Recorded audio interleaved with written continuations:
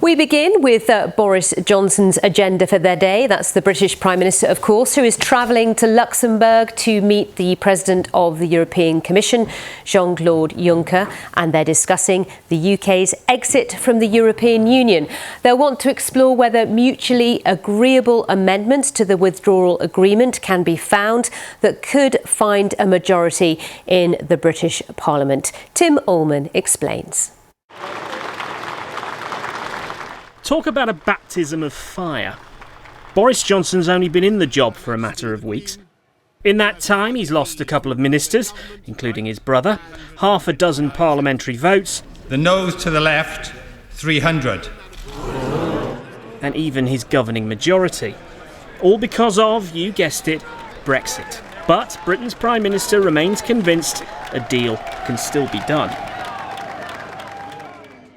Writing in the Daily Telegraph, he says he could finalise an agreement that will protect the interests of business and citizens on both sides of the English Channel and on both sides of the border in Ireland.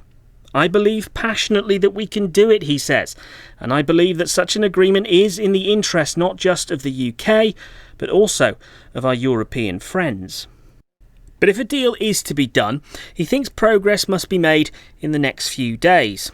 So the Prime Minister is heading off to Luxembourg for his first face-to-face meeting with outgoing EU Commission President Jean-Claude Juncker.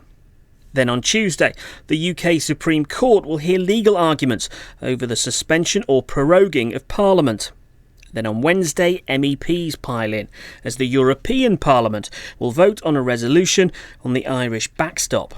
That's the fallback deal that's supposed to prevent a hard border between Northern Ireland and the Republic of Ireland. Brexit Day is still, in theory, October the 31st. Parliament's passed a law saying the Prime Minister will have to ask for an extension if there's no deal, something Boris Johnson says he will not do.